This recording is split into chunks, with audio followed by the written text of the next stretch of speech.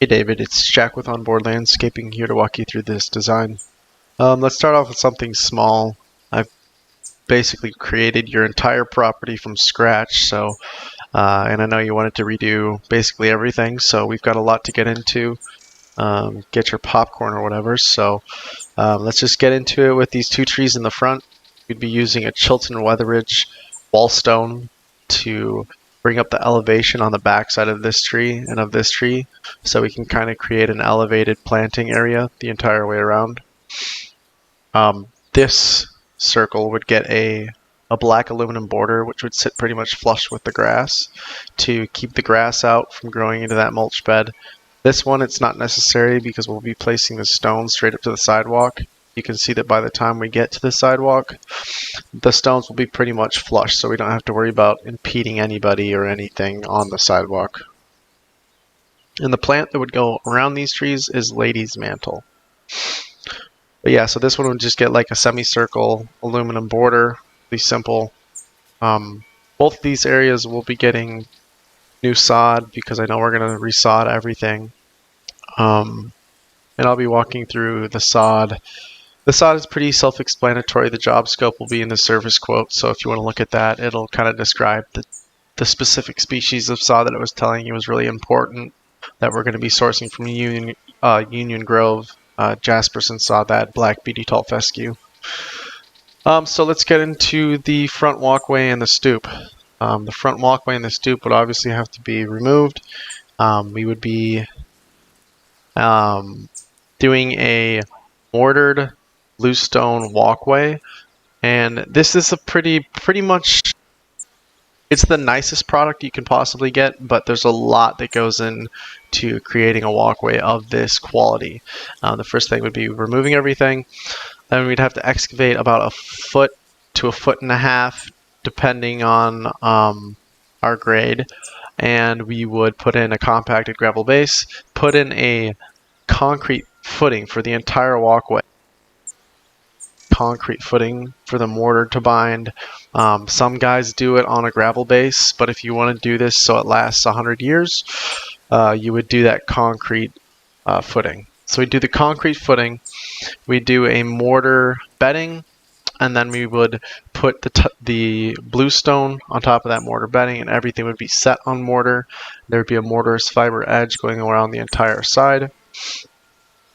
This would be also a concrete frame, I guess if you will, and bluestone veneer with 2 rock face treads.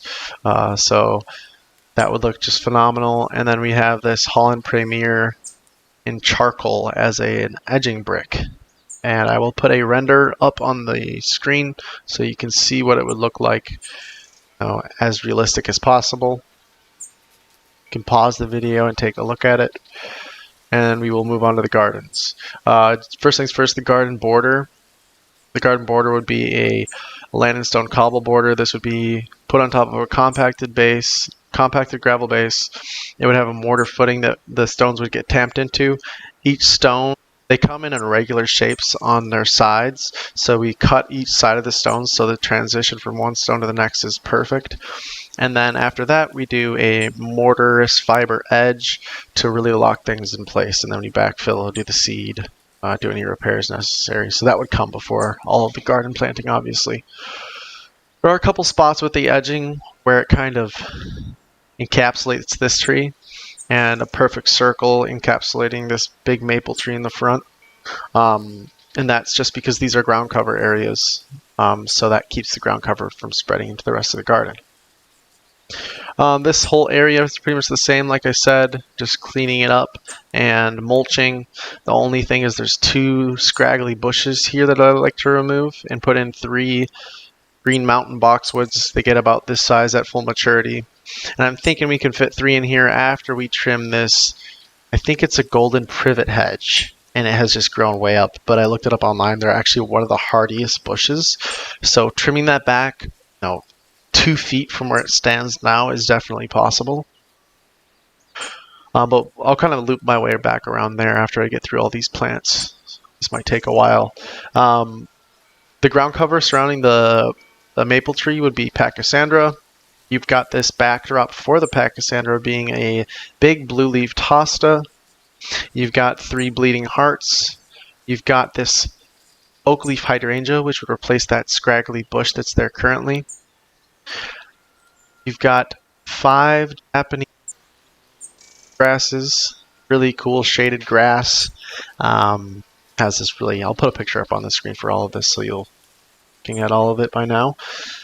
But yeah, just a really cool shaded grass. There's really no other perennial that lives in Wisconsin that's kind of like it. Bordering the walkway and kind of as an edging plant here, you've got foam flower, another really cool shaded perennial. As the backdrop for all this, we have 1, 2 Green Mountain boxwoods and 1, 2, 3 Little Gem Norway spruces. Again, really cool evergreen elements here because the Little Gem Norway spruce has a really antique or delicate look to it, and then the Green Mountain boxwoods have a really good leafy structure. I like gem boxwoods because they're not like a typical evergreen. When you think pine needles, pine cones, and sap and all that stuff, it has a really nice broad leaf to it. And I think that just about covers all the plants on this side. Let's go to this side. You've got 1, 2, 3, 4, 5 purple Pallas coral bells. Nice purple foliage there. They do get some flowering. And then to kind of continue from this side to this side, we've got another bed of foam flowers here. You've got this little baby cutleaf Japanese maple, which will stay nice and small.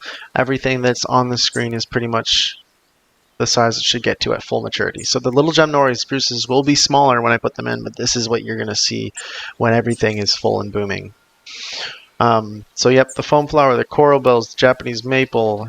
Got another Green Mountain boxwood here to kind of, again, for continuity reasons. Got 3 more Norway spruces, but it's laid out differently, so it gives it, a less formal appearance. Over here, you've got 3 little Henry sweet spires, a really cool plant. Does well as we transition into a more sunny area than underneath this maple tree. This spot I really like. It's a ground cover that's comprised of prairie smoke, and this tree is a Miss Kim lilac tree. So a little tiny baby lilac tree with some prairie smoke ground cover. Really, really cool concept there. Here we've got 5 Bobo hydrangea houses and whatnot. And then here we have 1, 2, 3, 4, 5, 6, 7 prairie drop seeds. Notice there's not a lot of even numbers because numbers are not good for planting. So anyway, I was thinking more about that decorative stone bed that I suggested where those, I guess there's some sort of climbing perennial on those trellises. I kind of like the idea of just filling it in with concrete. I mean, if we're going to do decorative stone, it kind of seems silly because it's a driveway. Why not just repair it with concrete? So let me know what you think about that.